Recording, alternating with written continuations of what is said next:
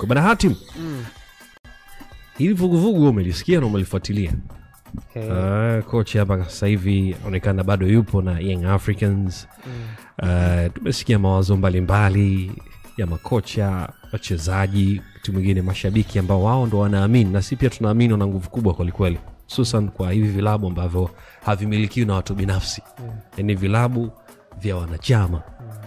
Wana kikubwa kwa kweli ya kutoa maelekezo wakati mwingine kwa mustakabali wa vilabu vyao. Kwa jicho la ukocha nje unaitazama Young Africans.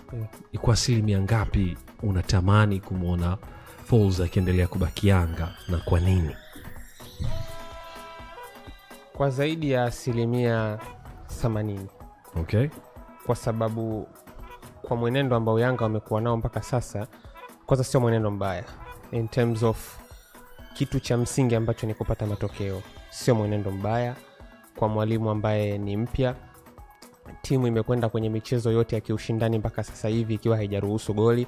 Hizo zote yani manake ni positive, ni tiki, matokeo mazuri. Hiyo kudondosha alama mchezo dhidi ya Mbeya City, hata kama alama isingedondoshwa juzi dhidi ya Mbeya City, alama ingekuja kudondoka kokote tu kwa Yanga msimu huu. Yani alama ingedondoka mahala tu kiufupi. Kwa hiyo sio issue kwamba kwa nini imedondoka mapema na kwenye mazingira gani na kwenye uchezaji gani, alama ingedondoka, lakini bado unachukua clean sheet nyingine, mwalimu hajapoteza mchezo. Kwa hiyo kumekuwa kuna mwenendo mzuri in terms of results. Lakini kitu ambacho mimi nafikiri mwalimu inabidi akiboresha zaidi kinaambatana tu na upande ule ambao watu wengi nafikiri wanauona kiukweli. Hakuna mtu ambaye ana shida na matokeo kwa upande wa Yanga isipokuwa performance.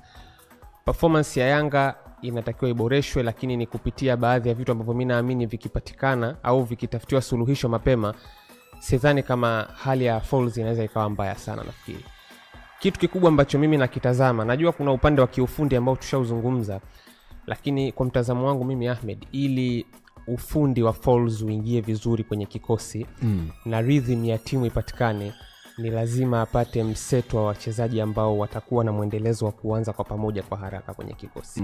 Yaani kuepuka ile kubadilisha kikosi mara kwa mara. Kubadilisha. Lazima tuambiane tu kitu kimoja.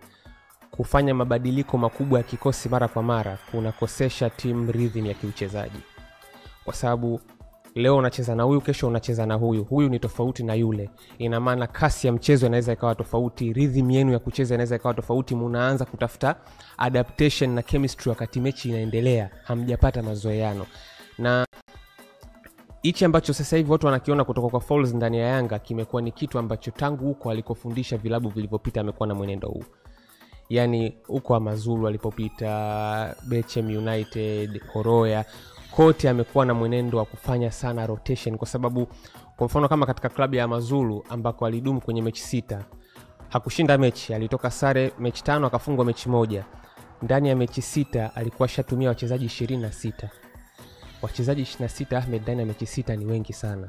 Sawa, tunasema kwamba unajaribu pengine kufanya assessment ya kikosi, lakini at some point inabidi uwe na ule mseto kwamba at least kuna wachezaji 4 5 ambao unajua kabisa hawa tu kwa uwezo wao kwanza wanakuwa wanaingia, alafu hizi nafasi zingine sasa wachezaji wanapishana pengine kutokana na viwango na kutokana na kile ambacho utakuwa unakitazama kwenye upande wa mahitaji.